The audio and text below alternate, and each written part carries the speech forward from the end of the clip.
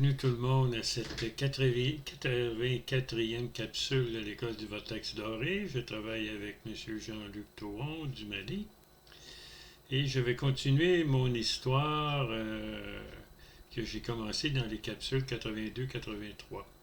Alors, à la fin de la capsule 83, je suis dans une grotte avec une dame qui est probablement ma femme et une jeune fille. Et puis, on a des dragons qui nous volent au-dessus de la tête.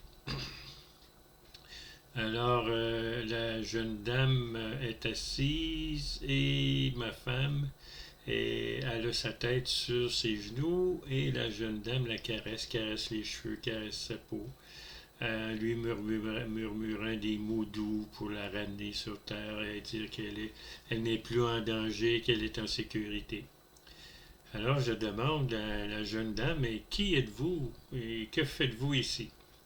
Alors elle dit qu'elle est Maria et qu'elle connaît le précipice où ce que nous sommes et qu'elle va nous aider à nous diriger vers la sortie.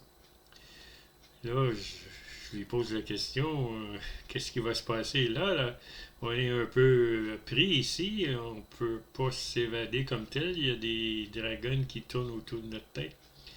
Elle a dit, attendez quelques minutes et vous allez voir quelque chose. Alors, intérieurement, je reçois le signal de Rébazar qui me dit, faites-vous-en pas, à un moment donné, je vais t'envoyer de l'aide.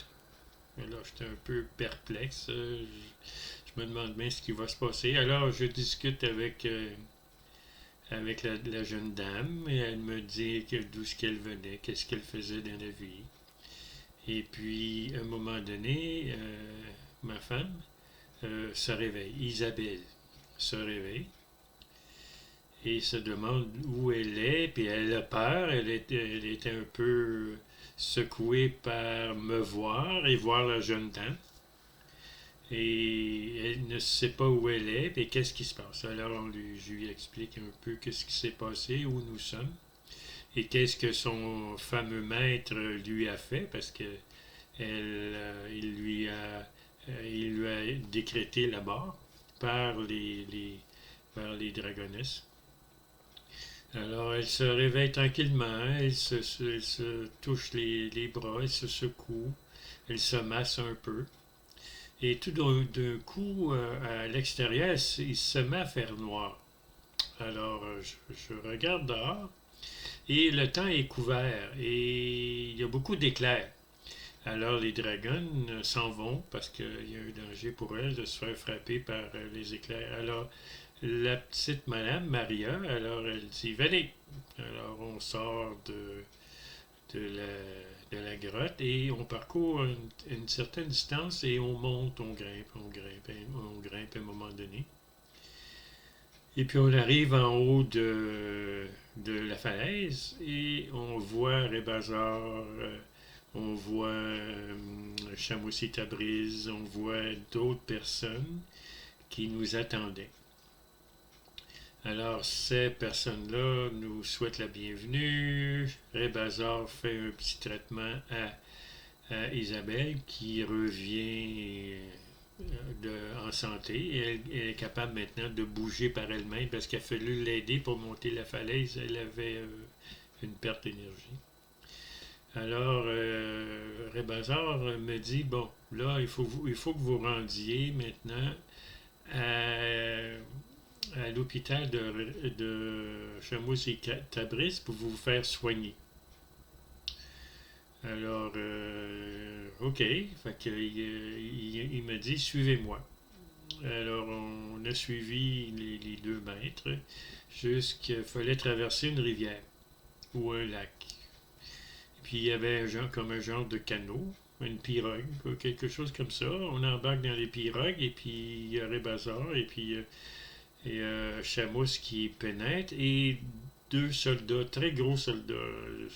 Je me demandais bien pourquoi ils étaient là. Et il y avait une voile et le vent s'est levé et puis la voile a commencé sa course vers l'autre côté de la rivière. Si je me souviens bien, c'était la rivière Styx, la rivière qui est au plan mental, c'est la rivière qui sépare les morts des vivants.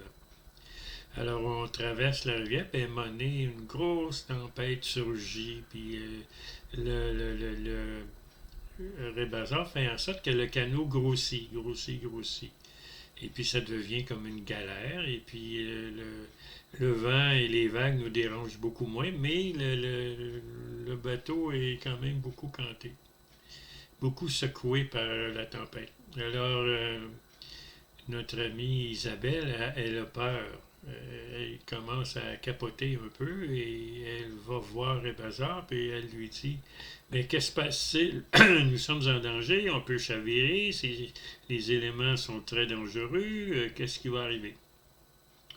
Alors Rébazar la regarde avec ses yeux et puis il y a une lumière blanche qui sort de ses yeux et puis qui va toucher Isabelle, puis là elle se calme.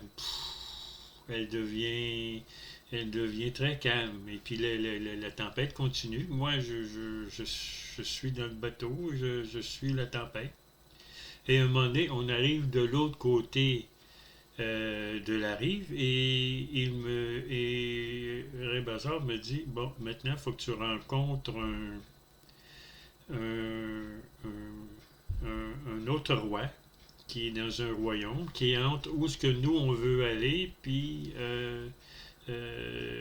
où ce que nous sommes.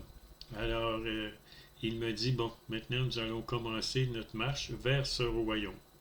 Les trois soldats qui étaient avec nous venaient de ce royaume. Alors, je vous conte la suite la prochaine fois. Merci de m'écouter.